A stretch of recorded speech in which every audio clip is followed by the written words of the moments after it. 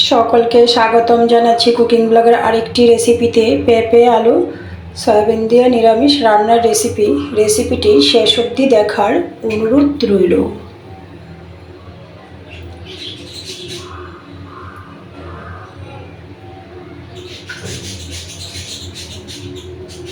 সয়াবিনটাকে আমি 5 মিনিটের মতো ভিজিয়ে ভালো করে ধুয়ে নিয়েছি। সাথে লাগছে পেঁপে আলু। চুলাটা অন করে একটি কড়াই বসিয়ে দিয়েছি, দিয়ে দিয়েছি জলটা গরম হওয়ার পর দিয়ে দিয়েছি ধুয়ে রাখা সয়াবিনটাকে 2 মিনিটের মতো বয়েল করে নেব।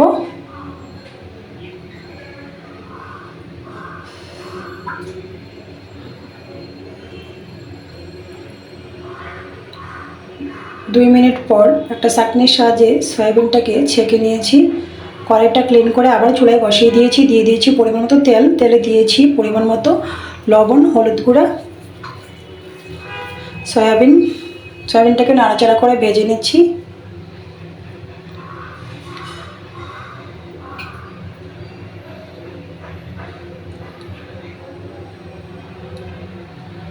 ভাজি হওয়ার পর নামিয়ে নিয়েছি। একই পাত্রে দিয়ে দিয়েছি আরও খানিকটা তেল। ফোড়নে দিয়েছি পাঁচফোড়ন, তেজপাতা, আবারও নাড়াচাড়া করে নিচ্ছি।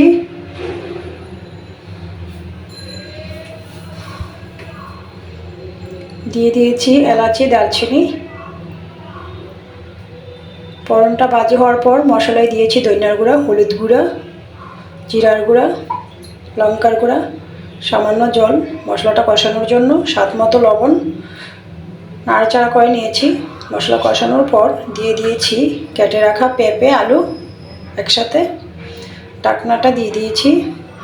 ঢাকনাটা নামিয়ে আবারও নাড়াচাড়া করে নিচ্ছি। তো ভালো করে যখন কষানো হয়ে গিয়েছে এই পর্যায়ে আমি দিয়ে দিয়েছি পরিমাণ মতো ঝোল। নাড়াচাড়া করে আবার ঢাকনাটা দিয়ে দেব।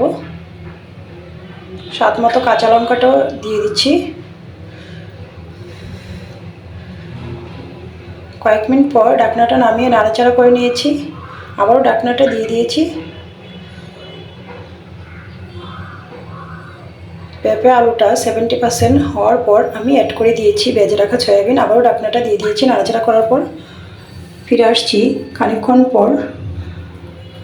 দিয়ে দিয়েছি উপর থেকে কুচি করে রাখা ধনিয়া পাতা। ঢাকনাটা নামিয়ে নাড়াচাড়া করে নিয়েছি। আবারও ঢাকনাটা দিয়ে দিয়েছি মিনিট খানেকের জন্য। তো রেডি হয়ে গেছে পেঁপে আলু সয়াবিন রান্নার রেসিপিটি। ভালো লাগলে অবশ্যই ফেসবুক পেজটা ফলো, ইউটিউব চ্যানেলটা সাবস্ক্রাইব করে সাথেই থাকার অনুরোধ রইল। সকলকে ধন্যবাদ।